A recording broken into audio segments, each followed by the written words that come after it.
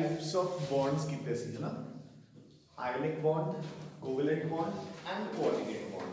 ठीक है, so basically मैं ਤੁਹਾਨੂੰ ਕੀ ਕਿਹਾ ਸੀ ਕਿ ਬੌਂਡਸ ਨੂੰ ਆਪਾਂ ਕੀ ਕਹਿੰਦੇ ਆ, ਇੰਟਰ ਐਟੋਮਿਕ ਫੋਰਸ।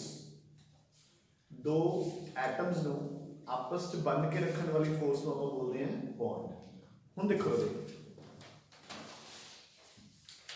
ਹੁਣ ਉਹ ਐਟਮਸ ਚਾਹੇ ਕਿੰਨਾ ਦੇ ਵੀ ਸੀ, ਇੱਕ ਮੈਟਲ ਇੱਕ ਨॉन ਮੈਟਲ, दोनों सेम नॉन मेटल्स, दो डिफरेंट नॉन मेटल्स। क्लियर, यही तीन टाइप की है ना अपन, एक मेटल एक नॉन मेटल, दोनों नॉन मेटल्स, दोनों अलग अलग नॉन मेटल्स है ना। ये हमेशा पोलर होंगे विदाउट एनी डाउट, क्योंकि electron will get transferred from the metal to the non metal, so they are always polar. ये नॉन पोलर भी हो सकते हैं ते पोलर भी हो सकते हैं। ठीक है, polar covalent bond, non polar covalent bond.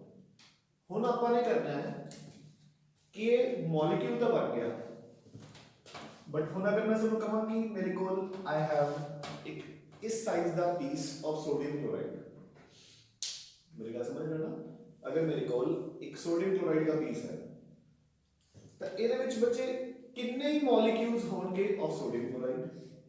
For an example, अगर तुसी तोल के 58.5 grams of NaCl ਲੈ ਲਓ, 1 किलो ਦਾ ਪੈਕੇਟ ਇੰਨਾ ਹੁੰਦਾ ਹੈ। ठीक है, उसको डिवाइड बाय 4 कर दो, 250 grams, ਉਹਨੂੰ डिवाइड बाय 5 कर दो, सो ਇੰਨਾ सोडियम क्लोराइड ਲੈ ਲਿਆ ਆਪਾਂ ਨੇ ਵੇ करके 58.5 grams। ਉਹਦੇ ਵਿੱਚ ਕਿੰਨੇ ਮੋਲੀਕਿਊਲਸ ਹੈ, 1 mall, 6.02 into 10 raised to power 23 molecules। ਗੱਲ ਸਮਝ ਆਈ ਕਿ ਨਹੀਂ ਜੀ? एक NaC piece of sodium chloride 6.02 into 10 raised to power 23 sodium chloride molecules है। सो आप उसका प्रॉपर साइज बना लेते हैं ना, ये कितना है 58.5 grams। हुन अगर मैं वे करके 18 grams वाटर ले लूं, ਉਹਦੇ ਵਿੱਚ ਵੀ ਮੋਲੀਕਿਊਲਸ ਕਿੰਨੇ ਹੋਣਗੇ ਵਾਟਰ ਦੇ, 6.02 into 10 raised to power 23। ਠੀਕ ਹੈ, ਬਟ ਉਸ ਦੀ ਟੋਟਲ ਵੋਲਿਊਮ ਕਿੰਨੀ ਹੋਊਗੀ, ਲੱਗਦਾ ਕਿੰਨੀ? ਜੇ ਤਾਂ ਤੁਸੀਂ ਉਹਨੂੰ ਗਲਾਸ ਜਾਂ ਕਿਸੇ ਟੰਬਲਰ ਚ ਲਾਓਗੇ ਫਿਰ ਤਾਂ ਹਾਰਡਲੀ ਇੰਨਾ ਹੋਊਗਾ 18 ml ਪਾਣੀ। 18 ml ਤਾਂ ਸਮਝ ਸਕਦੇ ਨਾ, 30 ml ਇੰਨਾ ਹੁੰਦਾ ਹੈ, ਆਈ ਲਾ ਲਓ 30 ml ਦਾ ਸਭ ਨੂੰ ਪਤਾ ਹੈ ਨਾ ਵੀ ਇੰਨਾ ਹੁੰਦਾ ਹੈ, ਸੋ 18 ml ਇੰਨਾ ਹੁੰਦਾ। बट जो आप उसको फ्लोर पे डोल देंगे तो इतनी वॉल्यूम ऑक्यूपाई कर रहे हैं है ना, ये ज्यादा है ये घट है, बट वॉल्यूम इतनी ज्यादा है। ठीक है, ऑन द कॉन्ट्ररी हुन मैं 2 grams ऑफ हाइड्रोजन गैस ले ली, इस दे विच भी मॉलिक्यूल्स कितने होंगे, again 6.02 into 10 raised to power 23 ते दी वॉल्यूम कितनी होगी बच्चे, 22.4 लीटर्स। याद है कि नहीं mole concept? 1 mole of any gas occupies 22.4 litre रजे, ਤੇ 22.4 ਲੀਟਰ ਕਿੰਨੀ ਹੋਊਗੀ ਤੁਸੀਂ ਆਈਡੀਆ ਲਗਾ ਸਕਦੇ ਹੋ, ਬਹੁਤ ਜ਼ਿਆਦਾ। 5 ਲੀਟਰ ਦੀ ਢੋਲੀ ਆਪਣੀ ਇੰਨੀ ਹੁੰਦੀ ਹੈ ਪਾਣੀ ਦੀ, ਹੈ ਨਾ। ਤਾਂ ਇਟ ਮੀਨਸ ਫਿਰ ਇਹਦੇ ਵਿੱਚ ਕੀ ਫਰਕ ਹੈ, ਇਹਦੇ ਵਿੱਚ ਸਟਰੋਂਗੈਸਟ ਫੋਰਸਸ ਹੈ, ਮੋਲੀਕਿਊਲ ਬਿਲਕੁਲ ਨੇੜੇ ਨੇੜੇ ਹੈ, ਇਹਦੇ ਵਿੱਚ ਫੋਰਸਸ ਵੀਕਰ ਹੈ, ਮੋਲੀਕਿਊਲਸ ਦੂਰ ਦੂਰ ਹੈ। ਇਹਦੇ ਵਿੱਚ ਫੋਰਸਸ ਬਹੁਤ ਬਹੁਤ ਬਹੁਤ ਜ਼ਿਆਦਾ ਵੀਕ ਹੈ। ਕਿਹੜੀਆਂ ਫੋਰਸਸ ਹੁੰਦੀਆਂ ਨੇ, ਵੈਨ ਡਰ ਵਾल्स, ਤੇ ਇਹ ਵੋਲਿਊਮ ਆਕਿਊਪਾਈ ਕਰਦੇ ਨੇ ਬਹੁਤ ਜ਼ਿਆਦਾ, ਕਿਉਂਕਿ ਇਹਨਾਂ 'ਚ ਸਪੇਸ ਹੀ ਬਹੁਤ ਜ਼ਿਆਦਾ ਹੈ। ਮੇਰੀ ਗੱਲ ਸਮਝ ਰਹੇ ਹੋ ਕਿ ਨਹੀਂ? ਆਪਾਂ ਸਟੇਟਸ ਆਫ ਮੈਟਰ 'ਚ ਇਹ ਵੀ ਕਰ ਚੁੱਕੇ ਕਿ ਜੇ ਤੁਸੀਂ ਸਾਰੀ ਹਾਈਡਰੋਜਨ ਨੂੰ ਸੋਲਿਡ ਕਰ ਦੋਗੇ ਤਾਂ ਇਹਦੀ ਐਕਚੁਅਲ ਵੋਲਿਊਮ ਪਤਾ ਕਿੰਨੀ ਰਹਿ ਜੂਗੀ, ਇਸ ਦਾ ਓਨਲੀ 0.1%, यानी कि 99.9% स्पेस तक ही है खाली आपस ਦੇ ਵਿੱਚ। ਜੇ ਇੱਕ ਹਾਈਡਰੋਜਨ ਦਾ ਮੋਲੀਕਿਊਲ ਇੱਥੇ ਹੈ ਤਾਂ ਇੱਕ ਇੱਥੇ ਹੈ, ਸੋ ਐਮਪਟੀ ਸਪੇਸ ਜ਼ਿਆਦਾ ਹੋਗੀ ਨਾ। Yes sir. ऑक्यूपाइड स्पेस ਤਾਂ ਕੁਝ ਵੀ ਨਹੀਂ, 0.1% ਹੈ। ਠੀਕ ਹੈ ਨਾ। ਸੋ ਅੱਜ ਆਪਾਂ ਨੇ ਪੜ੍ਹਨੀਆਂ ਨੇ ਇੰਟਰਮੋਲੀਕੂਲਰ ਫੋਰਸਸ, ਪੱਲੇ ਪਹਿਲੀ ਗੱਲ ਕਰਦੇ ਤੇ ਇਹਦੇ ਵਿੱਚੋਂ ਸਾਨੂੰ ਕੁਐਸਚਨ ਆਊਗਾ ਹੀ ਆਊਗਾ, ਖਾਸ ਤੌਰ ਤੇ ਹਾਈਡਰੋਜਨ ਬੌਂਡ ਚੋਂ 101%। ठीक है, हम ध्यान ना सुनो ले। सो देखो अपन एक्सप्लेन किवें करते हैं लॉजिकली, बिल्कुल सौखा है। सो आयोनिक दे विच तां कोई चक्कर ही नहीं, ਜਿਹੜੇ ਆਇਓਨਿਕ ਕੰਪਾਊਂਡਸ ਨੇ ਇਹਦਾ ਆਇਨ ਪਏਗਾ। ਦੇਖੋ Na positive Cl negative, Na positive Cl negative, alternate cations and anions। ਤੁਹਾਨੂੰ ਆਏ ਵੀ ਨਹੀਂ ਪਤਾ ਕਿ ਇੱਕ ਸੋਡੀਅਮ ਦਾ ਕਲੋਰੀਨ ਹੈ ਕਿਹੜਾ Na ਪਾਸ ਪਾਸ, ठीक है ना। जिन्ना हम ਤੁਹਾਨੂੰ ਪੁੱਛਿਆ ਕਿ ਇਸ ਸੋਡੀਅਮ ਦਾ ਕਲੋਰੀਨ ਕਿਹੜਾ ਹੈ, ਆ ਚਾਰਾਂ ਵਿੱਚੋਂ ਤੁਸੀਂ ਕਹੋਗੇ ਕੋਈ ਵੀ ਹੋ ਸਕਦਾ ਹੈ, ਠੀਕ ਹੈ ਨਾ। ਉਹਦਾ ਰੀਜ਼ਨ ਕੀ ਹੈ, ਬੌਂਡ ਕਿਵੇਂ ਬਣਿਆ ਸੀ, ਇੱਕ Cl ਨੈਗੇਟਿਵ ਨੇ ਸੋਡੀਅਮ ਪੋਜ਼ਿਟਿਵ ਨੂੰ ਅਟਰੈਕਟ ਕਰ ਲਿਆ, ਜੇ ਇਹਨੂੰ ਅਟਰੈਕਟ ਕਰ ਲਿਆ ਤਾਂ ਫਿਰ ਇਧਰਲੇ ਨੂੰ ਤਾਂ ਕਰੂਗਾ ਹੀ ਸੇਮ ਫੋਰਸ ਨਾਲ। ਸੋ ਆਪਸ ਦੀਆਂ ਫੋਰਸਸ ਇੰਨੀਆਂ ਸਟਰੋਂਗ ਕਿ ਤੁਹਾਨੂੰ ਆਈ ਨਹੀਂ ਪਤਾ ਲੱਗ ਰਿਹਾ ਕਿ ਇੱਕ ਸੋਡੀਅਮ ਦਾ ਕਲੋਰੀਨ ਹੈ ਕਿਹੜਾ। ਸੋ ਨੋ ਡਿਸਟੈਂਸਸ ਇਨ ਬਿਟਵੀਨ them, ਤੇ ਆਪਸ ਵਿੱਚ ਫੋਰਸਸ ਕਿਹੜੀਆਂ ਨੇ, ਇੰਟਰਮੋਲੀਕੂਲਰ ਫੋਰਸਸ, ਚਾਹੇ ਇਹਨੂੰ ਆਇਨਿਕ ਬੋਲ ਦੋ। ਬੈਸਟ ਆਨਸਰ ਇਜ਼ ਜਾਂ ਤਾਂ ਕੂਲੰਬਿਕ ਜਾਂ ਫਿਰ ਇਲੈਕਟ੍ਰੋਸਟੈਟਿਕ, ਠੀਕ ਹੈ ਨਾ। ਕੂਲੰਬ ਕੀ ਹੁੰਦਾ, ਯੂਨਿਟ ਆਫ ਚਾਰਜ, ਤਾਂ ਸਿੰਸ ਇਹਨਾਂ ਦੇ ਉੱਪਰ ਇੱਕ ਪਰਮਾਨੈਂਟ ਚਾਰਜ ਹੈ, ਸੋ ਇਹਨਾਂ ਦੇ ਵਿੱਚ ਫੋਰਸਸ ਕਿਹੜੀਆਂ ਨੇ, ਕੂਲੰਬਿਕ ਜਾਂ ਇਲੈਕਟ੍ਰੋਸਟੈਟਿਕ। ਤੁਹਾਡੀ +2 ਦੀ ਸਾਰੀ ਫਿਜ਼ਿਕਸ ਇਹੀ ਹੈ, ਇਲੈਕਟ੍ਰੋਸਟੈਟਿਕਸ, ਚਾਰजेस ਐਂਡ ਮੈਗਨੇਟਿਜ਼ਮ, ਠੀਕ ਹੈ ਨਾ।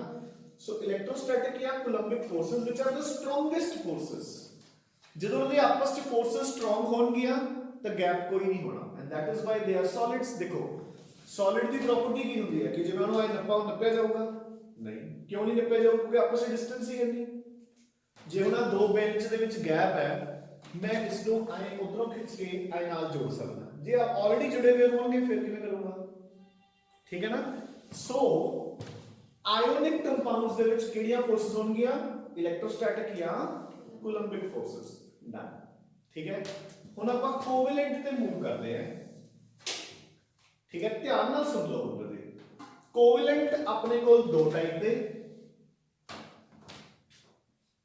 ਬਿਟਵੀਨ ਡਿਫਰੈਂਟ ਐਟਮਸ, ਬਿਟਵੀਨ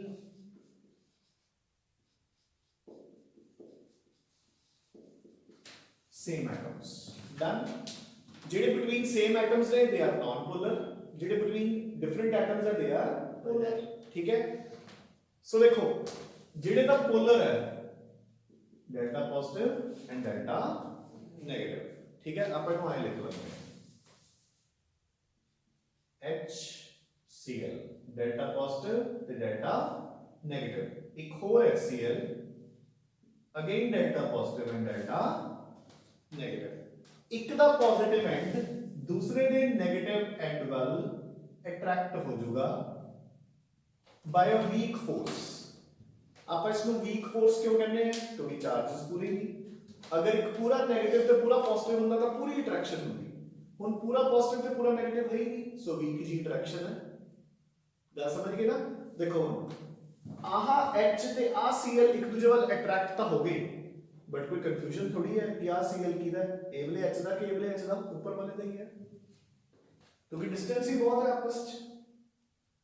मेरी गल को समझ रहे हो कि नहीं? यस है ना। जे हुन मैं पूछा कि जसप्रीत ते अवनीत इक्को बेंच ते बैठे हैं कि अलग-अलग बेंच ते बैठे हैं, इकट्ठे बैठे हैं कि अलग-अलग बैठे हैं, इसमें कोई कंफ्यूजन ही है नहीं कदे। यू गेटिंग माय पॉइंट, ठीक है ना। सो ए फोर्स केड़ी है, नहीं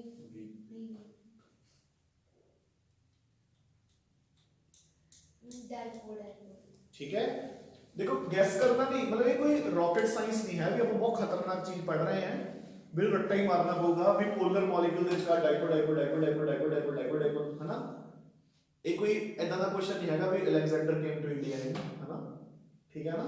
भी अपन याद ही करना होगा 326 BC 326 BC 326 BC 326 BC and died in 323 BC 323 323 है, याद है ना।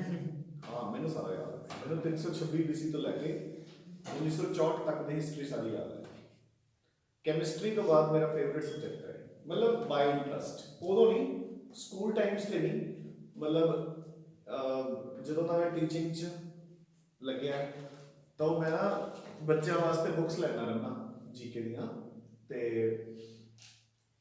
ਜਿੱਦਾਂ ਕਿਸੇ ਬੱਚੇ ਦਾ ਬਰਥਡੇ ਹੁੰਦਾ, ਮਤਲਬ ਕੁਝ ਵੀ ਚਾਹੇ ਕੋਈ ਰਿਲੇਟਿਵਸ ਹੋਣ, ਚਾਹੇ ਮੇਰੇ ਆਪ ਦੇ ਬੱਚੇ, ਮਤਲਬ ਮੇਰੇ ਤਾਂ ਦੋ ਹੀ ਹੈ ਵੈਸੇ, ਹੈ ਨਾ, ਬ੍ਰਦਰ ਦੇ ਹੋ ਗਏ ਜਾਂ ਕਿਸੇ ਹੋਰ ਰਿਸ਼ਤੇਦਾਰ ਦੇ, ਜਾਂ ਤੁਹਾਡੇ ਵਿੱਚੋਂ ਕੋਈ, ਹੈ ਨਾ। ਤੇ ਇਸ ਵਾਰ ਤਾਂ ਖੈਰ ਲੋਕਡਾਊਨ ਹੀ ਰਹਿ ਗਿਆ, ਤੇ ਉਹ ਮੈਂ ਬਸ ਜਾਂ ਤਾਂ ਬੱਚਿਆਂ ਨੂੰ ਕੋਈ ਪੈਨ ਗਿਫਟ ਕਰਨਾ ਹੁੰਦਾ, ਜਾਂ ਇੱਕ ਕੋਈ ਇਦਾਂ ਦੀ ਕਲਰਫੁਲ ਜੀ ਬੁੱਕ। ਉਹ ਬੜੀਆਂ ਵਧੀਆ ਬਣੀਆਂ ਹੁੰਦੀਆਂ, ਮਤਲਬ ਜਿਵੇਂ ਹੁਣ ਆਪਾਂ ਸਕੂਲ, ਪਤਾ ਕੀ ਹੈ, ਜਦੋਂ ਆਪਾਂ ਕੋਈ ਚੀਜ਼ ਮਜਬੂਰੀ ਨਾਲ ਪੜ੍ਹਦੇ ਹਾਂ ਨਾ, ਉਹ ਕਦੇ ਸਮਝ ਨਹੀਂ ਆਉਂਦੀ ਹੁੰਦੀ। ਲੌਜਿਕਸ ਉਹਦੇ ਉਦੋਂ ਕਲੀਅਰ ਹੁੰਦੇ ਨੇ ਜਦੋਂ ਆਪਾਂ ਬਾਈ ਇੰਟਰਸਟ ਪੜ੍ਹਦੇ ਹਾਂ। ਜਿਵੇਂ ਹੁਣ ਤੁਸੀਂ ਵੀ ਪੜ੍ਹ ਰਹੇ ਹੋ, ਜਿਵੇਂ ਹੁਣ ਪੈਰੈਂਟਸ, ਠੀਕ ਹੈ ਵੀ, ਉਹ ਕਹਿਣਗੇ ਵੀ ਸਰ ਬੱਚਿਆਂ ਨੂੰ ਬਹੁਤ ਹੋਮਵਰਕ ਦਿਆ ਕਰੋ, ਬਹੁਤ ਹੋਮਵਰਕ ਦਿਆ ਕਰੋ, ਇਹ ਘਰੇ ਕਿਤਾਬਾਂ ਕਾਲੀਆਂ ਕਰੀ ਜਾਣ। ਉਹਦੇ ਨਾਲ ਕਦੇ ਵੀ ਬੱਚਾ ਸਿੱਖਦਾ ਨਹੀਂ ਹੁੰਦਾ। ਉਹਦੇ ਨਾਲ ਤੁਹਾਨੂੰ ਰੱਟਾ ਮਾਰ, ਹਾਂ ਠੀਕ ਹੈ ਕਿ ਬਾਰੀ-ਬਾਰੀ ਲਿਖੋਗੇ ਚੀਜ਼ ਤਾਂ ਯਾਦ ਹੋਊਗੀ, but when you open the notebooks by interest, ਕਿ ਜੋ ਲੈਕਚਰ ਅੱਜ ਮੈਂ ਕੀਤਾ ਸੀ ਉਹ ਨੋਟਸ ਚੋਂ ਪੜ੍ਹਨਾ, ਉਦੋਂ ਸਮਝ ਆਉਂਦੀ ਹੁੰਦੀ ਹੈ ਚੀਜ਼। ਤਾਂ ਮੈਂ ਜਦੋਂ ਦਾ ਟੀਚਿੰਗ 'ਚ ਪਿਆ ਨਾ, ਮੈਂ ਉਦੋਂ ਦੀਆਂ ਬੁੱਕਸ ਜਿਵੇਂ ਲੈ ਕੇ ਰੱਖੀ ਰੱਖਦਾ ਹੁੰਦਾ, ਤੇ ਜਿਹੜੀ ਬੁੱਕ ਮੈਨੂੰ ਵਧੀਆ ਲੱਗੇ ਫਿਰ ਮੈਂ ਉਹਦੀਆਂ ਕੁਝ ਸੈਟਸ ਮੰਗਵਾ ਲੈਂਦਾ ਵੀ ਤਾਂ ਵੀ ਜੇ ਕਿਸੇ ਨੂੰ ਦੇਣੀਆਂ ਪੈ ਜਾਣ ਕਦੇ। ਤੇ ਉਹਦੇ ਚੋਂ ਮੈਂ ਹਿਸਟਰੀ ਦੀਆਂ ਉਹ ਪੜ੍ਹਦਾ ਹੁੰਦਾ, ਮਤਲਬ ਉਹ ਲੈਂਦੀਆਂ ਤਾਂ ਮੈਂ ਹਰ ਇੱਕ ਤਰ੍ਹਾਂ ਦੀਆਂ ਹੋਈਆਂ, ਜਿਵੇਂ ਜੀਕੇ ਦੀਆਂ, ਕਰੰਟ ਇਵੈਂਟਸ ਦੀਆਂ, ਜਾਂ ਜਿਵੇਂ ਐਸਟਰੋਨੋਮੀ ਦੀਆਂ, ਇੱਕ ਆ ਹੁੰਦੀ ਹੈ ਜੀਓਗ੍ਰਾਫੀ ਦੀਆਂ, ਹੈ ਨਾ। ਬਟ ਉਹ ਮੈਨੂੰ ਇੰਟਰਸਟ ਹੀ ਨਹੀਂ ਕਰਦੇ, ਉਹ ਸਾਰੀਆਂ ਉਵੇਂ ਹੀ ਪਈਆਂ ਰਹਿੰਦੀਆਂ, ਉਹ ਫਿਰ ਮੈਂ ਗਿਫਟ ਦੇ ਦਿੰਦਾ ਹੁੰਦਾ। ਤੇ ਉਹ ਜਿਹੜੀ ਇੱਕ ਹਿਸਟਰੀ ਦੀ ਹੁੰਦੀ ਹੈ, ਇੰਟਰਸਟ ਹੁੰਦਾ ਨਾ ਉਹਦੇ ਆਦਾ ਦਾ, ਤਾਂ ਬਾਈ ਇੰਟਰਸਟ ਜਿਹੜੀ ਹਿਸਟਰੀ ਦੀ ਹੁੰਦੀ ਹੈ ਉਹ ਮੈਂ ਪੜ੍ਹਨ ਲੱਗ ਰਹਿੰਦਾ ਹੁੰਦਾ। ਮੈਂ ਸਭ ਤੋਂ ਪਹਿਲਾਂ ਪੜ੍ਹੀ ਸੀ ਹਿਟਲਰ ਦੀ ਉਹ ਬਾਇਓਗ੍ਰਾਫੀ, ਕੀ ਹੈ, ਹਾਂ, ਉਹ ਇੱਕ ਵਾਰ ਪੜ੍ਹ ਕੇ ਫਿਰ ਉਹ ਇੰਟਰਸਟ ਜਿਹਾ ਜ਼ਿਆਦਾ ਹੁੰਦਾ। ਪਹਿਲਾਂ ਮੈਂ ਸਭ ਤੋਂ ਪਹਿਲਾਂ ਪੜ੍ਹੀ ਸੀ ਬਾਇਓਗ੍ਰਾਫੀ ਹਿਟਲਰ ਦੀ, ਅਗਲੀ ਪੜ੍ਹੀ ਸੀ ਸਚਿਨ ਤੇਂਦੁਲਕਰ ਦੀ। ਤੇ ਫਿਰ ਉਹ ਪੜ੍ਹ ਕੇ ਮਤਲਬ ਬੰਦੇ ਨਾ ਇੰਟਰਸਟ ਜਿਹਾ ਪੈ ਗਿਆ, ਫਿਰ ਮੈਂ ਹਿਸਟਰੀ ਦੀਆਂ ਕਿਤਾਬਾਂ ਦਾ ਪੜ੍ਹਨ ਲੱਗ ਗਿਆ ਨਾ, ਤਾਂ ਵਧੀਆ ਲੱਗਦੀਆਂ। ਅੱਛਾ, ਉਹਦੇ 'ਚ ਆਪਾਂ ਨੇ ਕਿਹੜਾ ਮਤਲਬ ਵੀ ਸਾਰਾ ਕੁਝ ਯਾਦ ਰੱਖਣਾ ਹੁੰਦਾ, ਠੀਕ ਹੈ ਨਾ। ਤਾਂ ਜਿਵੇਂ ਆਪਾਂ ਨੂੰ ਦੇਖੋ, ਇੱਕ ਸਿੰਪਲ ਜੀ ਗੱਲ ਹੈ, ਤੁਸੀਂ ਜੇ ਤੁਹਾਡੇ ਮੂਹਰੇ 4 ਪੇਜ ਲਿਖੇ ਹੋਏ ਨੇ ਅਲੈਗਜ਼ੈਂਡਰ ਬਾਰੇ, ਤਾਂ ਬੀਇੰਗ ਐਨ ਇੰਡੀਅਨ ਤੁਹਾਨੂੰ ਉਹੀ ਚੀਜ਼ ਸਟ੍ਰਾਈਕ ਕਰੂਗੀ ਵੀ ਉਹ ਇੰਡੀਆ 'ਚ ਕਦੋਂ ਆਇਆ ਸੀ। ਮੈਨੂੰ ਕਿਹੜਾ ਐ ਪੂਰਾ ਯਾਦ ਆ ਵੀ ਕਦੋਂ ਜੰਮਿਆ, ਕਦੋਂ ਮਰਿਆ, ਇਹ ਉਹ ਫਲਾਣਾ ਢਿਮਕਾ, ਬਸ ਇੱਕ ਤਾਂ ਮੈਨੂੰ ਇੰਨਾ ਕੁ ਯਾਦ ਆ ਵੀ ਵਿਚਾਰਾ ਯੰਗ ਜੀ ਏਜ 'ਚ ਭੁਗਤ ਗਿਆ ਸੀਗਾ। ਹਾਂ, ਹੀ ਵਾਜ਼ ਓਨਲੀ ਇਨ ਹਿਸ 20s। ਹਾਂ, ਤੇ ਇੱਕ ਬਸ ਮੈਨੂੰ ਇੰਨਾ ਯਾਦ ਆ ਵੀ, ਤੇ ਉਹ ਮੈਂ ਯਾਦ ਵੀ ਐਂ ਰੱਖਿਆ ਹੋਇਆ ਵੀ ਇੰਡੀਆ 'ਚ ਆਉਣ ਤੋਂ 3 ਸਾਲ ਬਾਅਦ ਹੀ ਮਰ ਗਿਆ ਵਿਚਾਰਾ। ਸੋ 326 ਐਂਡ 323। ਚਲੋ ਐਨੀਵੇਜ਼, ਹੈ ਨਾ। ਸੋ ਉਹਦੇ ਮਤਲਬ ਇਹ ਕੋਈ ਬਹੁਤ ਹੀ ਖਤਰਨਾਕ ਚੀਜ਼ ਨਹੀਂ ਕਿ ਆਪਾਂ ਰੱਟਾ ਮਾਰੀਏ, ਇੱਕ ਪੋਜ਼ਿਟਿਵ ਐਂਡ ਇੱਕ ਨੈਗੇਟਿਵ ਐਂਡ। ਆਪਾਂ ਕਹਿੰਦੇ ਨੇ ਬੈਟਰੀ ਦੇ 2 ਪੋਲ ਹੁੰਦੇ ਨੇ, ਇੱਕ ਪੋਜ਼ਿਟਿਵ ਪੋਲ, ਇੱਕ ਨੈਗੇਟਿਵ ਪੋਲ। 2 ਪੋਲਸ ਨੂੰ ਆਪਾਂ ਕੀ ਕਹਿੰਦੇ ਆ, ਡਾਈਪੋਲ। ਹਾਂ, ਤੇ ਦੋਨੋਂ ਡਾਈਪੋਲਸ ਦੇ ਵਿਚਕਾਰ ਅਟਰੈਕਟਿਵ ਫੋਰਸਸ, ਡਾਈਪੋਲ ਫੋਰਸ। ਸੋ ਸੌਖਾ ਹੈ ਨਾ। ਸੋ ਆਇਓਨਿਕ ਦੇ ਵਿੱਚ the attractive forces are electrostatic ਜਾਂ coulombic, ਕੋਵੈਲੈਂਟ ਦੇ ਵਿੱਚ ਅਗਰ ਉਹ ਪੋਲਰ ਹੈ ਤਾਂ ਡਾਈਪੋਲ, ਐਂਡ ਅਗਰ ਨਾਨ ਪੋਲਰ ਹੈ ਤਾਂ van der Waals forces, weakest forces of attraction, ਹੈ ਨਾ। ਹੁਣ ਇੱਕ ਸਪੈਸ਼ਲ ਕੇਸ ਆਫ ਡਾਈਪੋਲ, ਜਦੋਂ ਵੀ ਕਿਸੇ ਡਾਈਪੋਲ ਦਾ ਪੋਜ਼ਿਟਿਵ ਐਂਡ ਹੋਵੇ ਹਾਈਡਰੋਜਨ ਤੇ ਨੈਗੇਟਿਵ ਐਂਡ ਹੋਵੇ ਜਾਂ ਤਾਂ ਫਲੋਰੀਨ ਜਾਂ नाइट्रोजन ਤੇ ਜਾਂ ऑक्सीजन, ठीक है। तो देखो सेम है ना, delta positive and delta negative, delta positive and delta negative. जेडी फोर्स ऑफ अट्रैक्शन डेवलप होगी that is also dipole, but क्योंकि ये बहुत ज्यादा स्ट्रांग हो चुकी, क्योंकि ये मोस्ट इलेक्ट्रोनेगेटिव एटम्स ने, the same dipole force becomes hydrogen bond, ठीक है। सो हाइड्रोजन बॉन्ड कोई खास चीज नहीं, एक स्पेशल फोर्स है, डाइपोल दी ही टाइप है, जिदे which positive end is hydrogen and negative end is fluorine, nitrogen या ऑक्सीजन। डन। ते ये जो ऑर्डर है, दिस इज द ऑर्डर। ये सब तो स्ट्रांग, उस तो वीक हाइड्रोजन बॉन्ड, उस तो वीक डाइपोल, उस तो वीक वैन डर वाल्स। सो याद रखना है कि हाइड्रोजन बॉन्ड एक्चुअल में कोई बॉन्ड नहीं है, it is an intermolecular force. So once again I repeat कि inter atomic bonds only 2, ionic ਤੇ ਕੋਵੈਲੈਂਟ। ਕੋਵੈਲੈਂਟ ਦੇ ਵਿੱਚ ਇੱਕ ਹੋਰ ਹੁੰਦਾ ਕਿਹੜਾ, ਕੋਆਰਡੀਨੇਟ ਜਾਂ ਡਿਟੈਕਟਿਵ ਜਿਹਨੂੰ ਆਪਾਂ ਕਹਿੰਦੇ ਆ। ਇਹਨਾਂ ਦੋਨਾਂ ਦੇ ਵਿੱਚੋਂ ਕਿਸੇ ਵੀ ਇੱਕ ਨਾਲ ਪਹਿਲਾਂ ਆਪਣੇ ਕੋਲ ਮੋਲੀਕਿਊਲ ਬਣ ਗਿਆ। ਜੇ ਇੱਕ ਮੈਟਲ ਹੈ ਇੱਕ ਨਾਨ ਮੈਟਲ ਹੈ ਤਾਂ ਆਇਓਨਿਕ ਬੌਂਡ ਨਾਲ ਬਣ ਗਿਆ, ਤੇ ਜੇ ਦੋਨੋਂ ਨਾਨ ਮੈਟਲਸ ਹੈ ਤਾਂ ਕੋਵੈਲੈਂਟ ਬੌਂਡ ਨਾਲ ਬਣ ਗਿਆ ਜਾਂ ਕੋਆਰਡੀਨੇਟ ਦੇ ਨਾਲ। ਠੀਕ ਹੈ, ਜਦੋਂ ਮੋਲੀਕਿਊਲ ਬਣ ਗਿਆ ਉਹਦੇ ਵਿਚਕਾਰ ਆਪਸ ਵਿੱਚ ਕਿਹੜੀਆਂ ਫੋਰਸਸ ਨੇ, ਆਇਓਨਿਕ ਦੇ ਕੇਸ 'ਚ ਹਮੇਸ਼ਾ ਇਲੈਕਟ੍ਰੋਸਟੈਟਿਕ, ਕੋਵੈਲੈਂਟ ਦੇ ਕੇਸ 'ਚ ਜੇ ਨਾਨ ਪੋਲਰ ਹੈ ਤਾਂ ਵੈਨ ਡਰ ਵਾਲਸ, ਜੇ ਪੋਲਰ ਹੈ ਤਾਂ ਡਾਈਪੋਲ ਡਾਈਪੋਲ। ਪੋਲਰ ਦੇ ਵਿੱਚੋਂ ਜੇ ਪੋਜ਼ਿਟਿਵ ਐਂਡ ਇਜ਼ ਹਾਈਡਰੋਜਨ ਤੇ ਨੈਗੇਟਿਵ ਐਂਡ ਇਜ਼ ਫਲੋਰੀਨ ਤਾਂ ਹਾਈਡਰੋਜਨ ਬੌਂਡ। ਈਜ਼ੀ ਹੈ। ਇਹਦੇ ਵਿੱਚੋਂ ਆਹਾ ਤੇ ਡਾਈਪੋਲ ਡਾਈਪੋਲ, ਇਹਨੂੰ ਆਪਾਂ ਕੰਟੀਨਿਊ ਨਹੀਂ ਕਰਦੇ। Now we shall continue with hydrogen bond and van der Waals forces. ਤਾਂ ਹੁਣ ਦੇਖੋ ਬਤੇ ਇਹ ਜੋ ਕੁਝ ਨੋਟ ਕਰਨਾ ਹੈ ਤੁਸੀਂ ਬਟੇ ਨਾ, ਸੋ ਦੇਖੋ ਬਤੇ ਸੋ ਪਹਿਲਾਂ ਆਪਾਂ ਵੈਨ ਡਰ ਵਾਲਸ ਫੋਰਸਸ ਹੀ ਖਤਮ ਕਰਦੇ ਹਾਂ। then notes ਉਹ ਮੈਂ ਲਾਦਾ ਨੇ ਕਰਤਾ ਦਿੱਤੇ ਹੋਣੇ ਆ, ਇਹ ਵੀ ਨਹੀਂ ਪਤਾ। ਖੈਰ ਮੈਂ ਸੌਫਟ ਕਾਪੀ ਤਾਂ ਸ਼ੇਅਰ ਕਰਤੀ ਸੀ ਹੈਨਾ, ਮੰਡੇ ਨੂੰ ਮਿਲ ਜਾਣਗੇ, ਮੈਂ ਅੱਜ ਪਿਕ ਕਰਵਾ ਦੂੰਗਾ। ਠੀਕ ਹੈ ਨਾ, ਮੈਂ ਪਾਸ ਆਊਟ ਤਾਂ ਕਰਤੇ ਸੀਗੇ, ਉਹ ਵੀ ਮੇਰੇ ਵਰਗੇ ਹੀ ਨਾ, ਜਿੰਨੇ ਤੱਕ ਮੈਂ 3-4 ਵਾਰ ਨਾ ਕਵਾਂ ਉਹਨੇ ਦੇ ਤੱਕ ਕਰਦਾ ਵੀ ਉਹ। ਪਹਿਲਾਂ ਉਸ ਦਿਨ ਸਭ ਛੁੱਟੀਆਂ ਤੋਂ ਪਹਿਲਾਂ ਜਦੋਂ ਮੈਂ ਕਹੇ ਉਹਨੇ ਜਲਦੀ ਜਲਦੀ ਸਾਰੇ ਜਿਵੇਂ ਨਾ ਇੱਕ ਪੇਜ ਆਏ ਤੇ ਦੂਜਾ ਪੇਜ ਜਿਵੇਂ ਪੁੱਠਾ, ਸਮਝ ਗਈ, ਜਦੋਂ ਇਹ ਪਲਟੋਂ ਫਿਰ ਦੁਬਾਰਾ ਆਏ ਕਰਨੇ ਪੈਂਦੇ, ਸਾਰੇ ਉਹਨੇ ਕਰਤੇ ਪੂਰੀ +1 ਦੇ ਪੂਰੀ +2 ਦੇ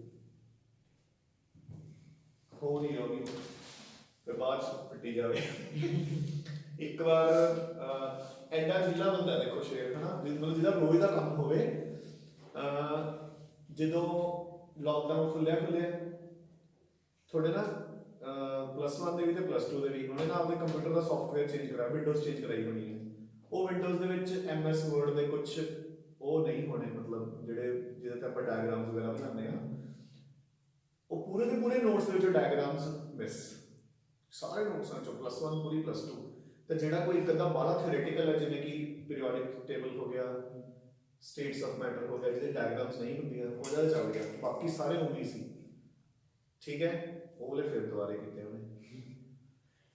ਪਰ ਹੁਣ ਜਦੋਂ ਮੈਂ ਦੁਬਾਰੇ ਨੋਟਸ ਕਰਵਾਏ ਸਾਡੇ ਸਾਰੇ, ਮੈਨੂੰ ਕਹਿੰਦਾ ਸਰ ਮੈਂ ਦੂਸਰੇ ਜਿਹੜਾ ਘਰੇ ਪੀਸੀ ਹੈ ਨਾ ਉਹ ਲੈ ਕੇ ਆਉਂਗਾ। ਮੈਂ ਕੀ ਹੋਇਆ, ਕਹਿੰਦਾ ਇਹਦੇ ਵਿੱਚ ਵਿੰਡੋਜ਼ ਹੋ ਗਈ ਹੈ। ਹਲੇ ਤੱਕ ਉਹਨੇ ਉਹ ਐਕਸਟਰਾ ਫੌਂਟਸ ਨਹੀਂ ਪਵਾਏ ਸ਼ੇਅਰ में। ठीक है, आगे बढ़े। So van der Waals forces, ਹੁਣ ਦੇਖੋ ਬਈ the question always comes in mind is, वैसे तो ਆਪਾਂ states of matter कर चुके हैं gaseous state, ਤੇ question ਆਣਾ ਤਾਂ ਨਹੀਂ ਚਾਹੀਦਾ ਬਟ ਆਉਂਦਾ ਹੀ ਹੈ ਨਾ, ਕਿਉਂਕਿ ਪਹਿਲਾ ਰਾਉਂਡ ਹੀ ਕੀਤਾ ਆਪਾਂ ਨੇ, ਹਲੇ ਇਹ ਤਾਂ ਰਿਵੀਜ਼ਨ ਹੈ। ਹੁਣ ਦੇਖੋ ਬਈ ਹੁਣ ਬੱਚਿਆਂ ਦਾ question can always be ਕਿ ਸਰ HCl ਦੇ ਵਿੱਚ ਜਿਹੜਾ ਡਾਈਪੋਲ ਫੋਰਸਸ ਬਣ ਜਾਣਗੇ, ਕਿਉਂਕਿ ਇੱਕ ਪੋਜ਼ਿਟਿਵ ਬਣ ਗਿਆ ਇੱਕ ਨੈਗੇਟਿਵ ਬਣ ਗਿਆ। ਬਟ ਜੇ H2 ਹੈ नॉन पोलर, एक होर H2 है नॉन पोलर, तो तुसी कह रहे हो कि इन्हां दे विचकार there are very weak forces of attraction known as van der Waals forces. तो फिर आईयां किवें, गल समझ रहे हो ना, क्योंकि तो पॉजिटिव नेगेटिव एंड तो है ही नहीं भी, चाहे वीक फोर्सेस है तो वीक फोर्सेस भी क्यों है, ते ये गल भी सही है। आपां स्टेट्स ऑफ मैटर च अगर तुहानू याद होवे आपां करदे हां कि there are 2 deviations from ideal gas theory, कुछ याद होगा जिन्हों आप कहते हैं कि ideal gas kinetic gas theory ਦੀਆਂ ਦੋ ਰੋਂਗ ਅਸੰਪਸ਼ਨਸ ਸੀਗੀਆਂ। ਇੱਕ ਤਾਂ ਕਿ ਮੋਲੀਕਿਊਲਸ ਦੇ ਵਿਚਕਾਰ ਆਪਸ ਵਿੱਚ ਕੋਈ ਫੋਰਸ ਆਫ ਅਟਰੈਕਸ਼ਨ ਹੈ ਨਹੀਂ, ਤੇ ਜਿਹੜੀ ਐਕਚੁਅਲ ਵੋਲਿਊਮ ਹੈ ਉਹ ਟੋਟਲ ਵੋਲਿਊਮ ਦੇ ਮੁਕਾਬਲੇ ਨੈਗਲੀਜੀਬਲ ਹੈ ਧਿਆਨ ਚ ਕੁਛ ਇਦਾਂ ਦਾ। ਠੀਕ ਹੈ, ਤਾਂ ਦੇਖੋ ਯਾਨੀ ਕਿ ਕਾਈਨੈਟਿਕ ਮੋਲੀਕੂਲਰ ਥਿਊਰੀ ਦੇ ਵਿੱਚ ਇਹੀ ਅਸਿਊਮ ਕੀਤਾ ਗਿਆ ਕਿ ਆਪਸ ਵਿੱਚ ਕੋਈ ਫੋਰਸਸ ਨਹੀਂ ਹੈਗੀਆਂ। So when der Waals forces ਵਰ ਲੇਟ ਡਿਸਕਵਰਡ। ਮੇਰੀ ਗੱਲ ਸਮਝ ਰਹੇ ਨਾ ਕਿ ਅੱਜ ਤੋਂ ਜੇ ਆਪਾਂ 50 60 100 ਸਾਲ ਪਿੱਛੇ ਚਲੇ ਜਾਈਏ ਤਾਂ ਉਦੋਂ ਦੇ ਸਾਇੰਟਿਸਟ ਨੂੰ ਵੈਨ ਡਰ ਵਾਲਸ ਫੋਰਸਸ ਬਾਰੇ ਪਤਾ ਨਹੀਂ ਪਤਾ ਸੀ। You getting a point. So ਦੇਖੋ ਹੁਣ ਇਹ ਫੋਰਸਸ ਕਿਵੇਂ ਐਗਜ਼ਿਸਟ ਕਰਦੀਆਂ ਇਸ ਨੂੰ ਸਮਝਣ ਲਈ, ਠੀਕ ਹੈ, ਮਤਲਬ ਵੈਨ ਡਰ ਵਾਲਸ ਫੋਰਸਸ ਕਿਵੇਂ ਆਉਂਦੀਆਂ, ਆਪਾਂ ਦੋ ਨਿਓਨ ਦੇ ਐਟਮਸ ਲੈ ਲਏ, ਜ਼ਿਆਦਾ ਲੈ ਲਓ, डन। नियॉन के आउटर शेल च 8 इलेक्ट्रॉन्स है, टोटल ਉਹਦੇ ਕੋਲ 10 इलेक्ट्रॉन्स है ना।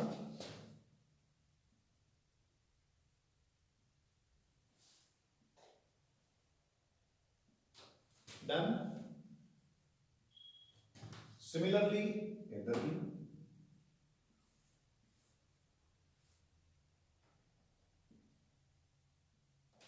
ठीक है। ਹੁਣ देखो ये सारे आए राउंड अबाउट मूव करी जा रहे हैं ਤੇ ਆਪਾਂ ਨੂੰ ਪਤਾ ਹੈ ਕਿ ਇੱਕ ਇਲੈਕਟ੍ਰੋਨ ਨਿਊਕਲੀਅਸ ਦੇ ਆਲੇ ਦੁਆਲੇ 1 ਸੈਕਿੰਡ ਦੇ ਵਿੱਚ ਨੀਅਰਲੀ 10⁻15-16 ਚੱਕਰ ਕੱਢ ਦਿੰਦਾ ਹੈ। So with a very high speed ਹੈ ਨਾ। So due to any external forces, ਦੇਖੋ ਬਹੁਤ ਸਾਰੀਆਂ ਫੋਰਸਸ ਲੱਗ ਰਹੀਆਂ, ਹੋਰ ਤਾਂ ਹੋਰ ਇਹਨਾਂ 'ਚ ਆਪਸ 'ਚ ਵੀ ਇਲੈਕਟ੍ਰੋਸਟੈਟਿਕ ਲੱਗ ਰਹੀਆਂ ਨੇ, ਇਲੈਕਟ੍ਰॉन्स ਨੇ। Due to any external force suppose ਇਸ ਇੱਕ ਇਲੈਕਟ੍ਰੋਨ ਦੀ ਸਪੀਡ ਥੋੜੀ ਜਿਹੀ ਘਟ ਗਈ, ਨਾਲ ਦੀ ਨਾਲ ਕੀ ਹੋਊਗਾ, ਬਾਕੀ ਦੇ ਇਲੈਕਟ੍ਰੋਨਸ ਦੇ ਵਿੱਚ ਆ ਕੇ ਬਚਣਗੇ। ਠੀਕ ਹੈ ਨਾ, ਜਿਵੇਂ ਆਪਾਂ ਸਰਕਲ 'ਚ ਭੱਜ ਰਹੇ ਹੋਈਏ, ਠੀਕ ਹੈ ਨਾ, ਤੇ ਇੱਕ ਬੱਚੇ ਦੀ ਕਈ ਵਾਰੀ ਜਿਵੇਂ ਚੱਪਲ ਉਤਰ ਜਾਂਦੀ ਹੈ ਜਾਂ ਪੈਰ ਛੱਡ ਕੇ ਜਾਂਦੀ ਹੈ ਨਾ, ਆਗੇ ਦੀ ਤਰ੍ਹਾਂ ਜਦ ਤੁਸੀਂ ਕੁਐਸਚਨ ਪਾ ਕੇ ਐਗਜ਼ਾਮਪਲ ਦਿੱਤੀ ਸੀ ਤਾਂ ਹੀ ਯਾਦ ਹੈ। ਅੱਛਾ ਓਕੇ ਗੁੱਡ, ਹਾਂ ਠੀਕ ਹੈ ਨਾ। ਗੇਮ ਹੁੰਦੀ ਹੈ ਜਿਹੜੀ ਕੁਐਸਚਨ ਪਾ ਬਾਈ ਕੁਐਸਚਨ ਪਾ ਹੈ ਨਾ, ਉਹਦੇ 'ਚ ਹੀ ਹੁੰਦਾ ਤੇ ਫਿਰ ਸਾਰੇ ਬੱਚੇ ਇਕੱਠੇ ਆ ਕੇ ਵੱਜਦੇ ਆ, ਠੀਕ ਹੈ ਨਾ। ਤਾਂ ਇਹ ਸਾਰੇ ਇਲੈਕਟ੍ਰੋਨਸ ਹਨ ਜਿਹੜੇ ਕਿਹੜੇ ਲੈਕਚਰ ਦਿੱਤੇ ਸੀ, ਜਿਹੜਾ ਵੀਡੀਓ ਲੈਕਚਰ ਹੈ। ਹਾਂਜੀ ਇਹ ਚੈਪਟਰ ਸੋ ਇਹ 8 ਦੇ 8 ਇਲੈਕਟ੍ਰੋਨਸ ਉਸ ਇੱਕ ਫ੍ਰੈਕਸ਼ਨ ਆਫ ਸੈਕੰਡ ਲਈ ਇਕੱਠੇ ਹੋ ਗਏ ਕਿ ਨਹੀਂ? Yes sir. ਕਿੰਨੀ ਦੇਰ ਤੱਕ ਇਕੱਠੇ ਨੇ ਇਹ? ਜਿੰਨੀ ਦੇਰ ਤੱਕ ਇਹਦੀ ਚੱਪਲ ਪੈਂਦੀ ਹੈ ਨਾ, ਜਿੰਨੀ ਦੇਰ ਤੱਕ ਮਤਲਬ ਆਪਣੀ ਨਾਰਮਲ ਸਪੀਡ 'ਚ ਨਹੀਂ ਜਾਂਦਾ। ਬਟ ਉਸ ਫ੍ਰੈਕਸ਼ਨ ਆਫ ਸੈਕੰਡ ਲਈ ਇਹ ਇਕੱਠੇ ਹੋ ਗਏ। Yes sir. ਜਦੋਂ ਇਕੱਠੇ ਹੋ ਗਏ ਡੈਲਟਾ ਨੈਗੇਟਿਵ ਤੇ ਡੈਲਟਾ ਪੋਜ਼ਿਟਿਵ ਆਟੋਮੈਟਿਕਲੀ ਬਣ ਗਿਆ। ਇਹਨੂੰ ਆਪਾਂ ਕਹਿੰਦੇ ਹਾਂ ਰਾਜੇ ਇਨਸਟੈਂਟੇਨੀਅਸ ਡਾਈਪੋਲ। ਗੱਲ ਸਮਝ ਰਹੇ ਹੋ ਨਾ? ਵਾਈ ਇਨਸਟੈਂਟੇਨੀਅਸ? ਕਿਉਂਕਿ ਜਦ ਇਨਸਟੈਂਟਲੀ ਬਣਿਆ, ਨਾਲ ਦੀ ਨਾਲ ਖਤਮ ਹੋ ਜਾਊਗਾ। ਠੀਕ ਹੈ, ਹੁਣ ਦੇਖੋ ਜਦੋਂ ਇੱਧਰ ਇਲੈਕਟ੍ਰੋਨਸ ਇਕੱਠੇ ਹੋ ਗਏ, ਇਹ ਇਹਨਾਂ ਇਲੈਕਟ੍ਰੋਨਸ ਨੂੰ ਰਿਪੈਲ ਕਰਨਗੇ। ਠੀਕ ਹੈ, ਤਾਂ ਸਿਮਿਲਰਲੀ ਇਹ ਵਾਲੇ ਇਲੈਕਟ੍ਰੋਨਸ ਵੀ ਇੱਕ ਪਾਸੇ ਇਕੱਠੇ ਹੋ ਗਏ। ਡਨ।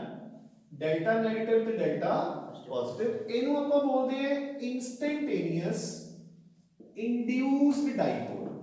ਕਿਉਂ? ਕਿਉਂਕਿ this has been induced by this।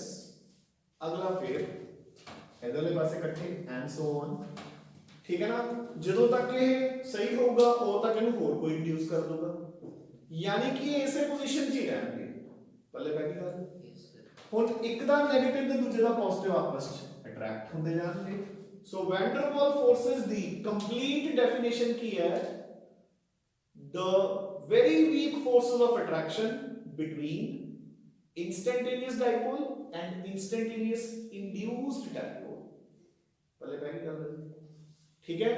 and of course they are directly proportional to size। ਆਪਾਂ ਕਹਿੰਦੇ ਹੁੰਦੇ ਆ ਨਾ, ਹੁਣ ਕਿਉਂ ਕਹਿੰਦੇ ਆ ਦੇਖੋ, ਚਲੋ ਇਹ ਨਿਓਨ ਹੈ, ਨਿਓਨ ਤੋਂ ਬਾਅਦ ਆਰਗਨ ਹੈ, ਆਰਗਨ ਕੋਲ ਕਿੰਨੇ ਇਲੈਕਟ੍ਰੋਨਸ ਨੇ? 18। ਉਹ 18 ਦੇ 18 ਪੋਲਰਾਈਜ਼ ਹੋਣਗੇ ਤਾਂ ਉਹ ਤੋਂ ਵੀ ਜ਼ਿਆਦਾ ਹੋਊਗਾ। और जिन्नी इलेक्ट्रॉन्स ਦੀ ਗਿਣਤੀ ਵੱਧਦੀ ਜਾਊਗੀ, ਜਿੰਨਾ ਕਿਸ ਦਾ ਮੋਲੀਕੂਲਰ ਸਾਈਜ਼ ਵੱਧਦਾ ਜਾਊਗਾ, ਉਨੀ ਉਹਨਾਂ ਦੀ ਪੋਲਰਾਈਜੇਸ਼ਨ ਕੀ ਹੋ ਜੂਗੀ? ਈਜ਼ੀ। ਪੱਲੇ ਪੈ ਗਿਆ। Yes sir. ਇਹ ਤੁਸੀਂ ਵੈਸੇ ਵੀ ਗੈਸ ਕਰ ਸਕਦੇ ਹੋ। ਚਲੋ ਇੱਕ ਸਿੰਪਲ ਜਿਹਾ ਫੰਡਾ, ਤੁਸੀਂ 10 ਬॉयਜ਼ ਪਾਰਕ ਦੇ ਵਿੱਚ ਰਨਿੰਗ ਕਰ ਰਹੇ ਹੋ, ਗਰਾਊਂਡ ਦੇ ਵਿੱਚ, ਹੈਨਾ। ਮੈਨੂੰ ਇੱਕ ਆਏ ਦੱਸੋ, ਆਪਦਾ ਦਿਮਾਗ ਲਗਾ ਕੇ, 10 ਬॉयਜ਼ ਰਨਿੰਗ ਕਰ ਰਹੇ ਨੇ ਇੱਕ ਗਰਾਊਂਡ ਦੇ ਵਿੱਚ ਤੇ 10 ਬॉयਜ਼ ਰਨਿੰਗ ਕਰ ਰਹੇ ਨੇ ਇੱਕ ਗਰਾਊਂਡ ਦੇ ਵਿੱਚ। ਕਿਹੜੇ ਕੇਸ ਪੋਲਰਾਈਜੇਸ਼ਨ ਸੌਖੀ ਹੈ? छोटे।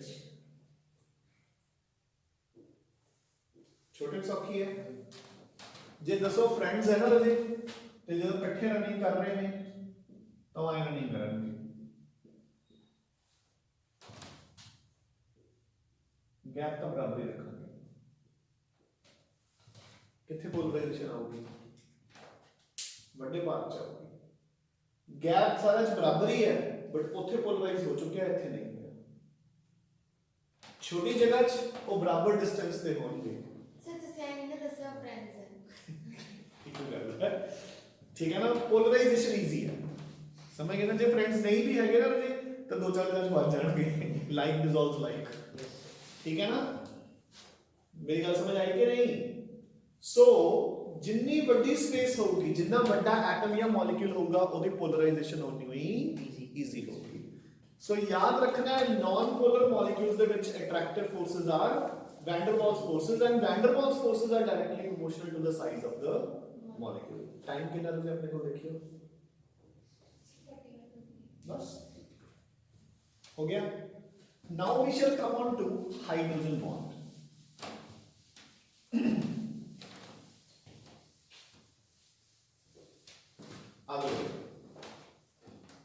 So next is hydrogen bond. Very important. Again I repeat कि ਜਦੋਂ ਵੀ ਆਪਾਂ ਜਿਵੇਂ ਆਪਾਂ ਨੇ rules for filling ਵਾਲੇ ਕਿਹਾ ਸੀ, ਮਤਲਬ I guarantee you ਕਿ ਜਿਹੜਾ ਤੁਸੀਂ +1 ਦਾ ਐਗਜ਼ਾਮ ਦਿਓਗੇ ਹਾਈਡਰੋਜਨ ਬੌਂਡ ਦੇ ਵਿੱਚੋਂ ਕੁਐਸਚਨ ਹੋਊਗਾ ਹੀ ਹੋਊਗਾ. ਕੈਮਿਸਟਰੀ ਦਾ ਐਗਜ਼ਾਮ ਹਾਈਡਰੋਜਨ ਬੌਂਡ ਤੋਂ ਬਿਨਾਂ ਪੂਰਾ ਹੀ ਨਹੀਂ ਹੁੰਦਾ, ਠੀਕ ਹੈ ਨਾ. ਜੇ ਮੈਂ ਤੁਹਾਨੂੰ ਕਿਹਾ ਸੀਗਾ ਕਿ ਆਫਬਾਊਸ ਰੂਲ, ਹੁੰਡਸ ਰੂਲ, ਪੌਲੀਜ਼ ਐਕਸਕਲੂਜਨ ਪ੍ਰਿੰਸੀਪਲ, ਮੇਰਾ ਚ ਇੱਕ ਨਾ ਇੱਕ ਕੁਐਸਚਨ ਪੱਕਾ ਆਊਗਾ. ਐਦਾਂ ਹੀ ਹਾਈਡਰੋਜਨ ਬੌਂਡ ਦੇ ਉੱਤੇ ਇੱਕ ਨਾ ਇੱਕ ਕੁਐਸਚਨ ਪੱਕਾ ਆਊਗਾ, +1 ਐਸ ਵੈਲ ਐਸ +2 ਕਨਫਰਮਡ, ਠੀਕ ਹੈ ਨਾ. ਸੋ ਦੇਖੋ ਹਾਈਡਰੋਜਨ ਬੌਂਡ ਬੇਸਿਕਲੀ ਕੀ ਹੈ, ਆਪਾਂ ਕਹਿੰਦੇ ਆ ਕਿ ਐਦਾਂ ਦੇ ਮੋਲੀਕਿਊਲਸ ਦੇ ਵਿਚਕਾਰ ਐਗਜ਼ਿਸਟ ਕਰਦਾ ਹੈ. ਸੋ ਟਿਪੀਕਲ ਐਗਜ਼ਾਮਪਲਸ ਤਿੰਨ ਆ ਆਪਣੇ ਕੋਲ, ammonia and water. Done. Hydrogen bond बनाने ਲਈ, ठीक है, हाइड्रोजन बॉन्ड बनाने ਲਈ अपने को दो कंडीशंस होती हैं. First, hydrogen should be linked to a very highly electronegative atom. Hydrogen ਦਾ बॉन्ड ਬਣਿਆ ਹੋਣਾ ਚਾਹੀਦਾ ਹੈ ਇੱਕ ਬਹੁਤ ਸਟਰੋਂਗ ਨॉन ਮੈਟਲ ਦੇ ਨਾਲ. ਨੰਬਰ 2, ਜਿਹੜਾ ਉਹ ਬਹੁਤ ਸਟਰੋਂਗ ਇਲੈਕਟ੍ਰੋਨੈਗੇਟਿਵ ਐਟਮ ਹੈ ਉਹਦਾ ਸਾਈਜ਼ ਕੀ ਹੋਣਾ ਚਾਹੀਦਾ ਹੈ, ਬਹੁਤ ਛੋਟਾ, ਠੀਕ ਹੈ. ਸੋ ਇਹ ਦੋਨੋਂ ਕੰਡੀਸ਼ਨਸ ਇਹੀ ਤਿੰਨ ਐਲੀਮੈਂਟਸ ਪੂਰੀਆਂ ਕਰਦੀਆਂ ਹੈ, ਕਿਉਂਕਿ ਪੀਰੀਓਡਿਕ ਟੇਬਲ ਦੀ ਸਭ ਤੋਂ ਇਲੈਕਟ੍ਰੋਨੈਗੇਟਿਵ ਐਟਮ ਇਜ਼ ਫਲੋਰੀਨ, ਦੂਜੇ ਨੰਬਰ ਤੇ ਆਕਸੀਜਨ, ਤੀਜੇ ਨੰਬਰ ਤੇ ਆਉਂਦੀਆਂ ਨੇ ਦੋ, ਨਾਈਟ੍ਰੋਜਨ ਤੇ ਕਲੋਰੀਨ, ਠੀਕ ਹੈ. ਦੇਖੋ ਇਹ ਕੁਐਸਚਨ ਵੀ ਆਉਂਦਾ ਹੁੰਦਾ ਹੁਣ +2 ਦੇ ਵਿੱਚ, बोर्ड्स ਦੇ ਵਿੱਚ ਪੱਕਾ ਕੁਐਸਚਨ ਹੈ ਇਹ ਕਿ ਨਾਈਟ੍ਰੋਜਨ ਤੇ ਕਲੋਰੀਨ ਦੋਨਾਂ ਦੀ ਇਲੈਕਟ੍ਰੋਨੈਗੇਟਿਵਿਟੀ 3 ਹੈ, ਬਟ ਐਮੋਨੀਆ 'ਚ ਹਾਈਡਰੋਜਨ ਬੌਂਡ ਹੁੰਦਾ ਹੈ, HCl ਦੇ ਵਿੱਚ ਹਾਈਡਰੋਜਨ ਬੌਂਡ ਨਹੀਂ ਹੁੰਦਾ. HCl ਦੇ ਵਿੱਚ ਨਾਰਮਲ ਡਾਈਪੋਲ ਤਾਂ ਆਪਾਂ ਕੀ ਕਹਾਂਗੇ ਕਿ ਆਪਣੇ ਕੋਲ ਦੋ ਕੰਡੀਸ਼ਨਸ ਹੈ ਕਿ ਇੱਕ ਤਾਂ ਬਹੁਤ ਜ਼ਿਆਦਾ ਇਲੈਕਟ੍ਰੋਨੈਗੇਟਿਵ, ਦੂਜਾ ਸਾਈਜ਼ ਛੋਟਾ. ਤਾਂ ਇਲੈਕਟ੍ਰੋਨੈਗੇਟਿਵ ਤਾਂ ਨਾਈਟ੍ਰੋਜਨ ਹੈਗਾ, ठीक है ना, सॉरी क्लोरीन हैगा, बट इना तीनों के मुकाबले इना साइज की है बड़ा, क्योंकि पीरियोडिक टेबल च अगले ग्रुप च आ गया है अगले पीरियड च, ठीक है ना. सो एक कंडीशन सैटिस्फाई करता है, दूसरी कंडीशन है सैटिस्फाई नहीं करता, ठीक है. सो देखो ये तीनों एलिमेंट्स पीरियोडिक टेबल दी सब तो ज्यादा इलेक्ट्रोनेगेटिव एटम्स ने ते नेचुरल है कि सब तो ऊपरले पीरियड्स पईयां ने, और दो उत्ते ਤਾਂ सिर्फ हाइड्रोजन ते हीलियम ही है, ठीक है ना. सो टॉप मोस्ट पीरियड ਦੇ ਵਿੱਚ ਨੇ ਤਾਂ ਸਾਈਜ਼ ਇਹਨਾਂ ਦੇ ਸਭ ਤੋਂ ਛੋਟੇ ਹੈ, ਐਂਡ ਪਈਆਂ ਵੀ ਸਭ ਜਮਾ ਰਾਈਟ ਤੇ ਹੈ. ਦੇਖੋ ਆਪਾਂ ਕੀ ਕਹਿੰਦੇ ਆ, ਨੀਚੇ ਆਉਂਦੇ ਵਕਤ ਸਾਈਜ਼ ਵੱਧਦਾ ਹੈ, ਇੱਧਰ ਨੂੰ ਜਾਂਦੇ ਵਕਤ ਸਾਈਜ਼ ਘਟਦਾ ਹੈ, moving from left to right, ਤੇ ਇਹ ਟੌਪ ਰਾਈਟ ਤੇ ਪਈਆਂ ਨੇ. So they are smallest and most electronegative. So ਇਹਨਾਂ ਦੇ ਵਿਚਕਾਰ ਹਾਈਡਰੋਜਨ ਬੌਂਡਿੰਗ ਮਿਲਦੀ ਹੈ, ਠੀਕ ਹੈ. ਨਾਓ ਇਹਦੇ ਨਾਲ ਰਿਲੇਟਡ ਇੰਪੋਰਟੈਂਟ ਕੁਐਸਚਨਸ ਮੈਂ ਰਿਵਾਈਜ਼ ਕਰਵਾ ਰਿਹਾ, ਸਾਨੂੰ ਉਦੋਂ ਲੈਕਚਰ ਵਾਲੇ ਕਰਵਾਏ ਹੋਏ ਨੇ, ਬਾਕੀ ਨੋਟਸ ਦੇ ਵਿੱਚ ਵੀ ਨੇ, ਤੁਸੀਂ ਰੀਡ ਆਊਟ ਕਰ ਸਕਦੇ ਹੋ. ਹੁਣ ਦੇਖੋ ਜਿਹੜੇ ਇੰਪੋਰਟੈਂਟ ਕੁਐਸਚਨਸ ਬਣਦੇ ਆ ਇਹਨਾਂ ਵਿੱਚੋਂ, ਪਹਿਲਾ ਜਿਹੜੇ ਡਾਇਰੈਕਟ ਕੁਐਸਚਨਸ ਆ, HF ਲਿਕੁਇਡ ਕਿਉਂ ਹੁੰਦਾ ਹੈ ਤੇ HCl ਗੈਸ ਕਿਉਂ ਹੁੰਦਾ ਹੈ. ਆਨਸਰ ਸਮਝ ਆ ਗਿਆ ਨਾ. ਆਪਾਂ ਕਹਾਂਗੇ ਕਿ ਫਲੋਰੀਨ ਦੇ ਮੁਕਾਬਲੇ ਕਲੋਰੀਨ ਦੀ ਇਲੈਕਟ੍ਰੋਨੈਗੇਟਿਵਿਟੀ ਘੱਟ ਹੈ, ਸਾਈਜ਼ ਵੱਧ ਹੈ. ਸੋ ਇਹਦੇ ਵਿੱਚ ਹਾਈਡਰੋਜਨ ਬੌਂਡ ਹੋਊਗਾ, ਸਟਰੋਂਗਰ ਹਾਈਡਰੋਜਨ ਬੌਂਡ. ਇਹਦੇ ਵਿੱਚ ਡਾਈਪੋਲ ਫੋਰਸਸ ਜਿਹੜੀ ਕਿ ਉਹਦੇ ਮੁਕਾਬਲੇ ਕੀ ਹੈ, weak. So this is a liquid and this is a gas. Done. Ditto ਆਪਾਂ ਰਾਈਟ ਮੂਵ ਕਰਦੇ ਹਾਂ. Water is a liquid, H2S is a gas. Same answer. बस फ्लोरीन पे क्लोरीन की जगह पे oxygen and sulphur. Done. Next हम थोड़ा सा चेंज हो जाता है क्वेश्चन. एमोनिया एंड फॉस्फीन उन्हें ਹੁੰਦੇ ਤਾਂ ਦੋਨੇ ਗੈਸਸ ਹੈ. देखो ना, ਇਹਦੇ ਮੁਕਾਬਲੇ ਇਹਦੇ ਚ ਹਾਈਡਰੋਜਨ ਬੌਂਡ ਵੀਕ ਹੈ, ਇਹਦੇ ਮੁਕਾਬਲੇ ਇਹਦੇ ਚ ਵੀਕ ਹੈ, ਠੀਕ ਹੈ. ਤਾਂ ਐਮੋਨੀਆ ਗੈਸ ਹੀ ਹੁੰਦੀ ਹੈ, ਠੀਕ ਹੈ ਨਾ. ਬਟ ਇੱਥੇ ਕੁਐਸਚਨ ਕੀ ਆਉਂਦਾ ਹੁੰਦਾ ਹੈ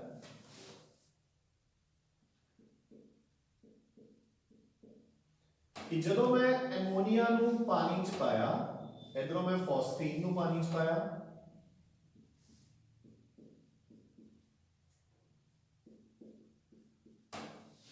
ठीक है। एमोनिया पानी च डिसॉल्व कर गई, फॉस्फीन पानी च डिसॉल्व नहीं की, ठीक है। So why it dissolves, hydrogen bond बन गया। इधर वीक फोर्सेस सीगियां, बॉन्डिंग नहीं हुई तो होगी, ये आपस जुड़ गई स्ट्रॉन्ग फोर्सेस दे नाल तो डिसॉल्व कर गई। सेम डिटो क्वेश्चन एल्कोहल्स, हुन आप ऑर्गेनिक केमिस्ट्री पढ़ रहे हैं।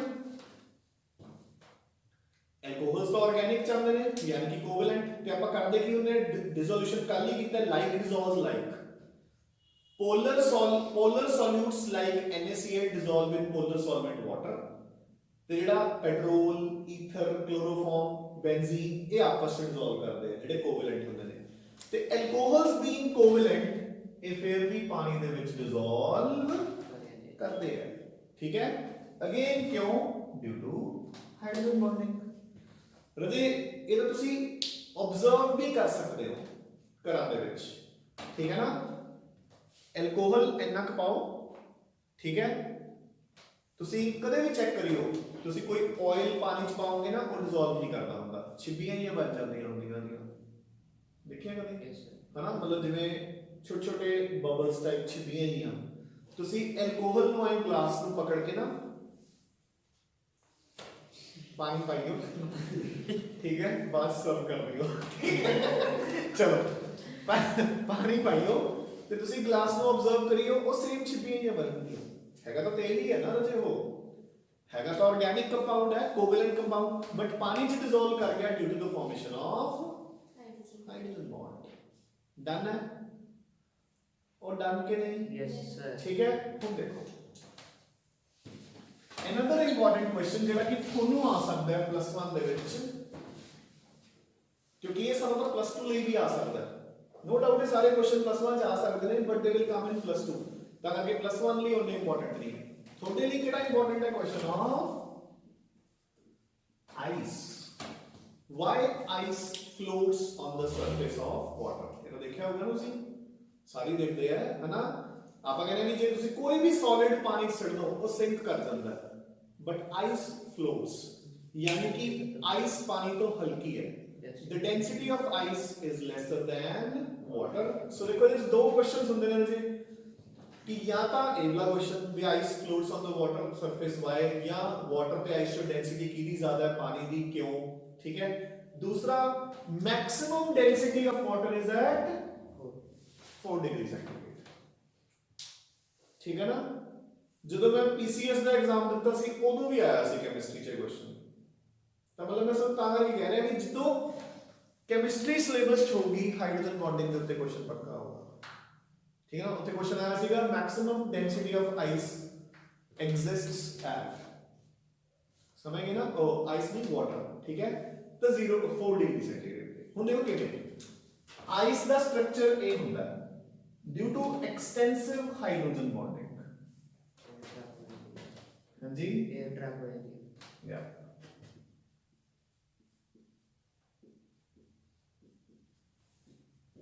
so this is the structure of ice, ਇੱਧਰੋਂ ਵੀ hydrogen bonds, ਇੱਧਰੋਂ done।